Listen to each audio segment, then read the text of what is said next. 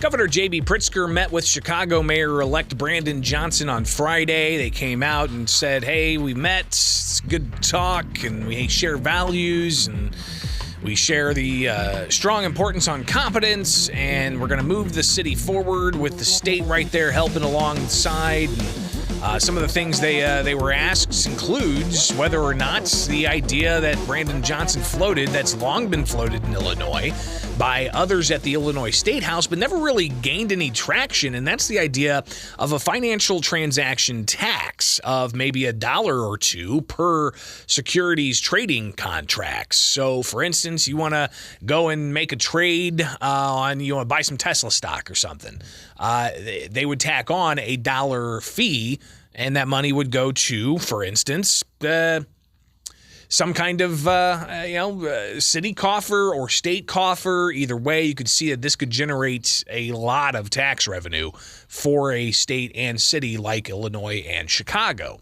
But again, it's been floated year after year. I think State Representative Mary Flowers has had the legislation year after year for quite some time to do this. Others have supported it, but it never really got anywhere. And the concern is that this could be detrimental to the city of Chicago's financial sector, being like Chicago Mercantile Exchange, right? If they have this transaction implemented on them, they could possibly just go ahead and pick up their computer servers and move over to Indiana, for instance, and just completely bypass any potential tax that would be implemented on each kind of security contract exchange, or having this tax leveled against these types of transactions. So that seems to be some of the concerns and the pushback that's been going on for years. But again, how do you shore up the city's debts if you can't cut services because they desperately need public safety services? They desperately need, the continued maintenance of the infrastructure there. How do you ensure that those things continue to be serviced when you've got mounting debt in the city of Chicago? Yeah, they got all kinds of COVID dollars. Practically every taxing body got more federal tax dollars because of the COVID-19 pandemic and the government's reaction to it, shutting down businesses and shutting down schools and then throwing a whole bunch of money at these businesses and schools. That obviously was, detrimental to the economy and so on. And they got all these tax dollars, but those tax dollars are no longer there. And it's fully anticipated that Brandon Johnson is going to have a tough time with the city's finances in very short order. How do you shore that up? Well, the governor was asked on Friday if they discussed some of the mayor-elect's positions on taxation, including this idea of a financial transaction tax. And here's the governor reacting to that question, standing next to Brandon Johnson up in Chicago on Friday.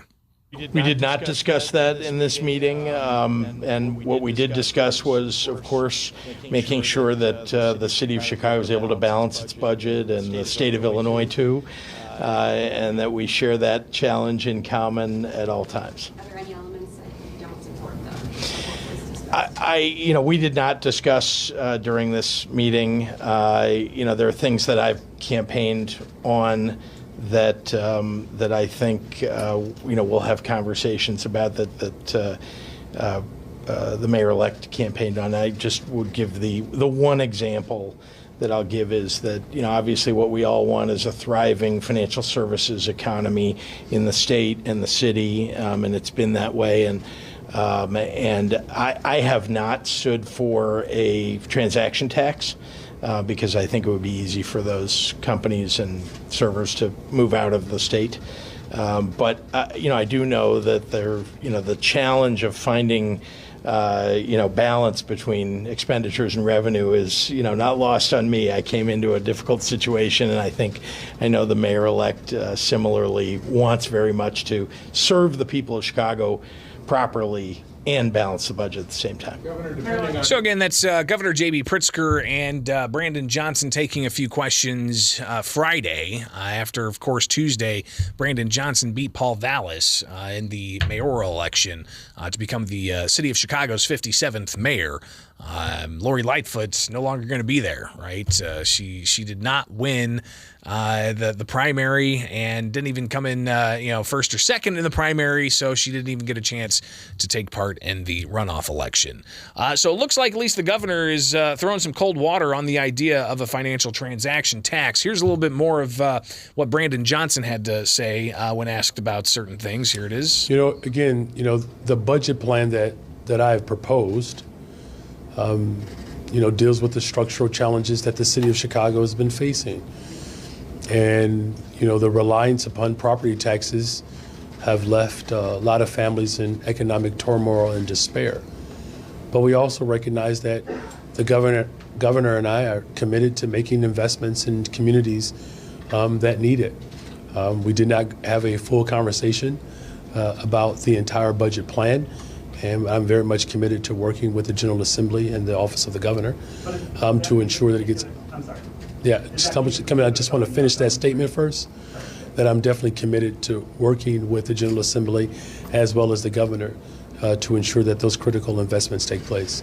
So we'll see how well they coordinate and how much the state's going to assist Chicago in its expected financial turmoil that's only going to get worse unless there's something substantial done. We